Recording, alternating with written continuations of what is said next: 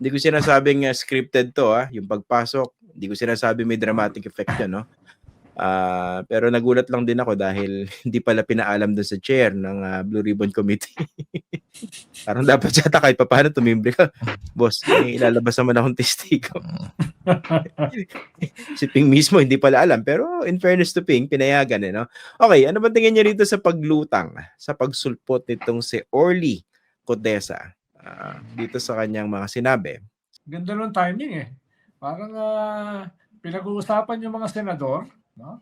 Pinag-uusapan yung mga hindi pa nga nababanggit yung 3 senador nadagdag sa 3 ni Bryce. Diba? Sabi niya may 3 pa. Parang alam ko kung sino yung 3 na yun pero parang binabawi ni Bryce kay Fortune Kay Fortune, no? Parang tsaka pinadisown ng mga senador. Hindi, tsaka pinadisown ng mga senador. Diba? Ni Bryce. Biglang sumingit naman to si Marcoleta. May dalang witness na hindi man lang tinimbre doon sa chair. No? Tapos ngayon ang lumalabas may problema pala sa notary public. No? Ikalawa, no? Yung dinalhan pala ng limpak-limpak na salapi ay under renovation. Ibig sabihin, hindi ko naman sigurado 'yon, pero pag under renovation kasi maraming construction workers, no? So maraming testigo, no? Ikatlo, sa isang maleta daw ay 48 million. Pag naglalagay ako ng pera sa maleta, hindi kakasya ang 48 million no? Pag naglalagay ako ng pera sa maleta ko, siguro 15, at most 20 million yung kakasya. Malaking maleta na 'yan At mabigat 'yun Mabigat 'yun Kaya mula sa aking experience, baka mahirap ipagkasya sa maleta yung 48 million. Sa aking experience lang Pero wala sorry yun ang nakayanan ko no?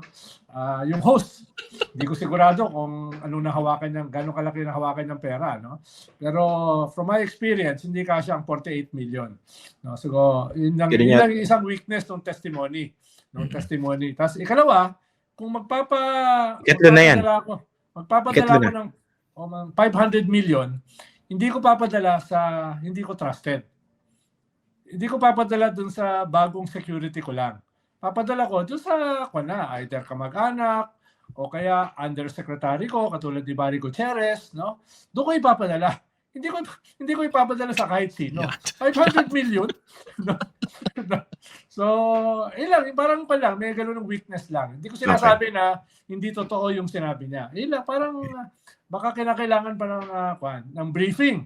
Lalo na parang kilala ko yung nagdala kay Marcoleta No? Si Mike Defensor ba? Si Mike Defensor. Si nagdala no? Si Kayupi, no?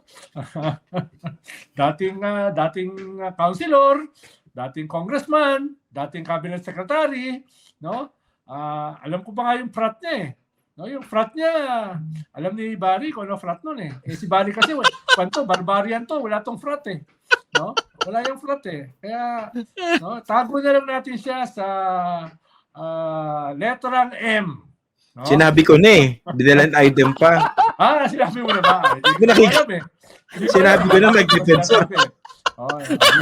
Tago na lang sa letrang M at saka D. Di ba? Kanina pa sinabi. Sorry na. Hindi ko naman narinig yung kan mo Yung testimony mo Yung testimony mo ba? Meron ba kwan yan? Pag nagmo-monolog Nanotarize ba yan? Nung sinabi mong Mike Defensor, nanotarize ba yung sinabi mo? Parang hindi Teka lang. Bago pwede na ba kami sumingit? Although wala pa 13 minutes yun Pwede na ba? Pwede na. 3 minutes na yun. 3 minutes. Sige. Bago natin ibigay yung floor dito kay Attorney Barry, gusto ko lang pangunahan yung mga DDS trolls, no? Kasi obvious na obvious no? Yung paglabas itong witness ni Marcoleta, si Bato masigasig no? Protektahan yan. Meron ka bang baril? Okay, tapos sa social media, yung mga DDS talagang parang sabay-sabay Pare-pareho ng kanila sinasabi. Papangunahan ko na kayo, no? Hindi porke kine-question yung credibility nitong si Orly Gutesa, hindi ibig sabihin, at least I speak for myself, no? Kumakampi ako kay Ferdinand Martin Romualdez. Pwede niyo po saliksikin yung mga previous episodes natin dito. Marami po tayong mga kritisismo kay Martin Romualdez. Kasi basang-basa ko yung bait nitong DDS trolls, no? Itong mga DDS operators. Ano yung bait nila? Okay.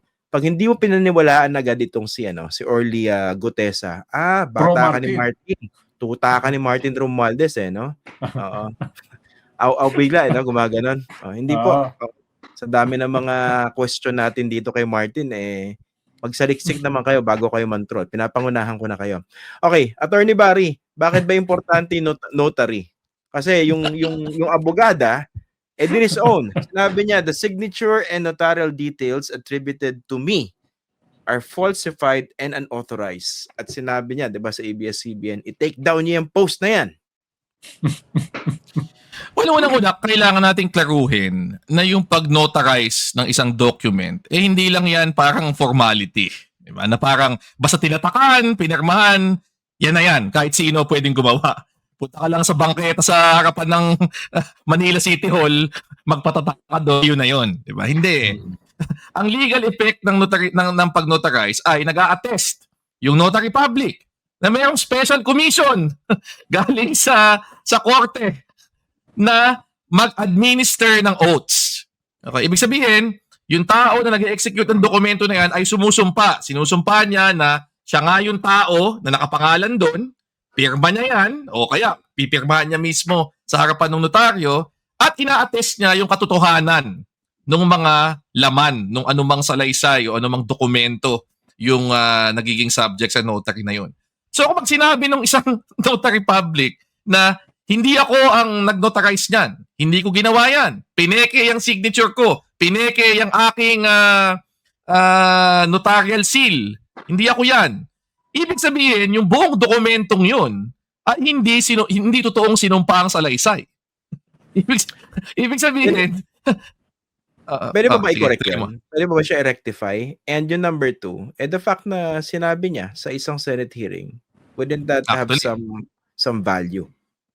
Well, unang-una, pansinin nyo yung simula nung pag-present sa kanya ni Senator Marcoleta. Tinanong siya ni Senator Marcoleta, nag-preliminary questions muna di ba? Ikaw ba yung pumirma dito, etc. Yung isang tanong, etong notarization na to, totoo ba ito? Sabi niya, oo. So, ibig sabihin, bukod sa may problema yung pag-notarize, peke yung pirma ng notary public, peke yung seal, parang pwede pang kasuhan o ma-hold liable para sa perjury itong testigo dahil tinanong siya ni Marcoleta Sabi niya totoo daw yung pala hindi mismong yung notary public ang nag-deny Ngayon yung laman, well, inote naman siya. So for the record, pwede namang yung mga sinabi niya doon ay pinangatawanan niya. Pero at the outset, at ito yung gusto kong sabihin, kung mag-present ka na lang ng isang surprise witness, at dahil surprise witness, hindi yan nakadaan sa betting, hindi ka nakadaan sa betting process, ayusin mo naman, di ba? Tiyakin mo naman na una, maayos lahat ng dokumento. Hindi naman ito simpleng at habit of loss dahil nawala yung ID mo Di ba? Kaya kailangan mo mag-issue ng affidavit. So sige, panotaryo mo kung saan-saan yan. Ipipresenta to sa Senado At inaakusahan mo doon sa dokumentong yon ang mga ibang matataas na opisyal Meron ka buong kwento na nagdala kami ng 46 million sa 48 na mga bag. Multiply pa ni Senator Tulfo kung magkano yun, 2.2 billion yata. Di ba? Tapos, yung napakasimpleng detalye na yung notary public mo, hindi pala totoo yun. Parang palpalya yung Pangalawa, mag-represent ka ng ganung witness, tapos, imbes na pasilitain nyo yung witness, uutusan mo, basahin mo na lang yan. Tapos, pag hindi mo,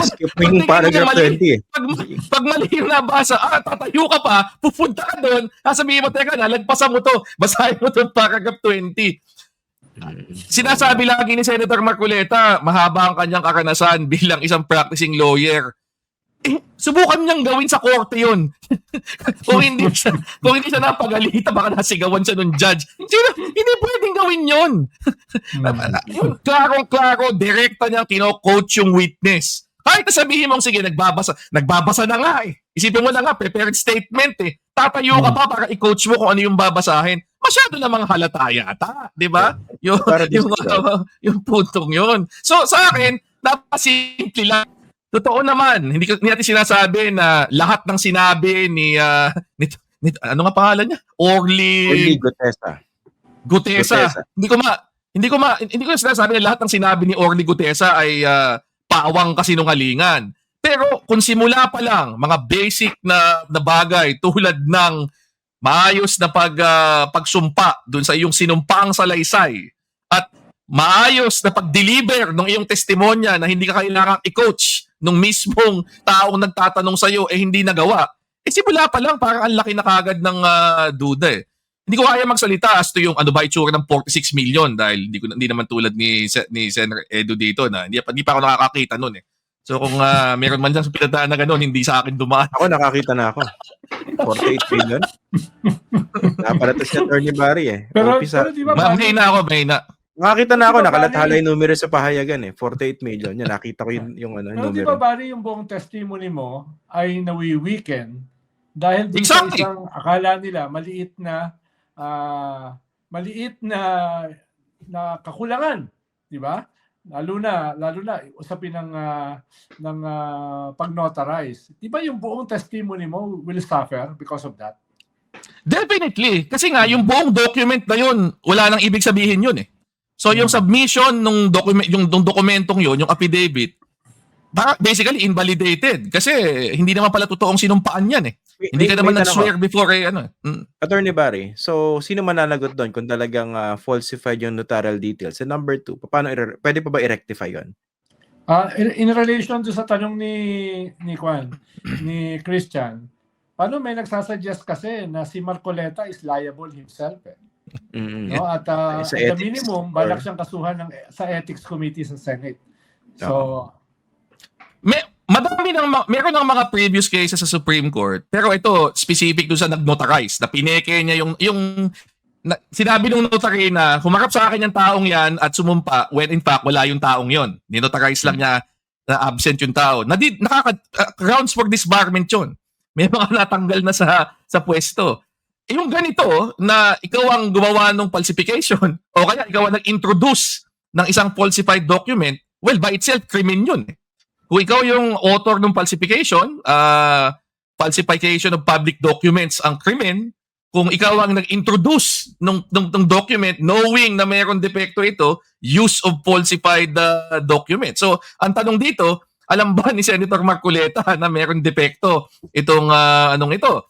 Kasi kung oo, meron talaga siyang pananagutan doon na pwedeng mauwi actually even sa level ng disbarment. Pero nag-agree ako na at the minimum, ethics issue. Kasi kahit sabihin mo hindi niya alam, kapabayaan yun. Dahil ikaw ang nag-introduce itong witness na ito, surprise, madalian. Basically, I suppose, ikaw ang ginagaranti na itong testimonya nito ay reliable, di ba? Ito ay isang tao na yung sasabihin ay meron talagang katotohanan. Tapos yung basic lang na ganun, kaagad-agad, within hours from yung presentation ng evidence, lumalabas kaagad, depektibo yung dokumento pinagbabatayan. So ako, kailangan talaga niyang sagutin yun. Pwede ba niyang ulitin yun, yung affidavit? Pwede naman. At pwede rin naman niyang actually i-repeat yung lahat ng mga sinabi niya doon under oath. Actually, pwedeng ma-introduce yun into evidence. Pero tama si Sen Edu. Kahit na ulitin niya yun, medyo ano na eh. Kung ako yung kalaban na abogado, kukwestiyonin ko na yan. Kung halimbawa, pinatawag ako on the basis nung initial sasabihin ko, ano na yan tainted na yan Dahil may problema yung yung initial na ginawa Sinabi niya na sumumpa siya dyan. Hindi naman pala totoo. Ito yun Nung tinanong siya that totoo ba yung notarization niya, dapat alam niya yun. Dahil dapat humarap siya mismo doon sa notary public at nag-oath siya sa harapan ng notary public. Ibig sabihin, kung sinasabi ngayon ng notary public na yon na hindi ko pirma yan, hindi ko tinatakan yan, kasi nungalingan yung sinasabi niya na siya ay humarap at nag-attest before that notary public. So, meron tayong maxim sa batas di ba? Falsus in uno, falsus in omnibus. Ibig sabihin, pag nagsinungaling ka sa isang bagay, malamang na nagsisinungaling ka din sa ibang bagay. So, kung nagsinungaling siya dun lang sa simpleng bagay na sinumpaan mo ba talaga yan sa harapan ng isang notaryo publiko at kaagad. Kasi nungalingan na kaagad, medyo mahirap paniwalaan yung mga ibang bagay na sinasabi niya. At well, kasalanan din ni Senator Marcoleta, siya nagtanong ng question na yun. Attorney Barry, Sinet up niya yung sarili niyang witness. Attorney Barry, pwede Kasalanan yun ni Senator Marcoleta kasi sinet up niya yung sarili niyang witness. Yung tinanong niya na, totoo ba itong notarization na ito? Sinabi, oo. Yung pala, hindi. Kumbaga, diniscredit niya yung sarili niyang witness.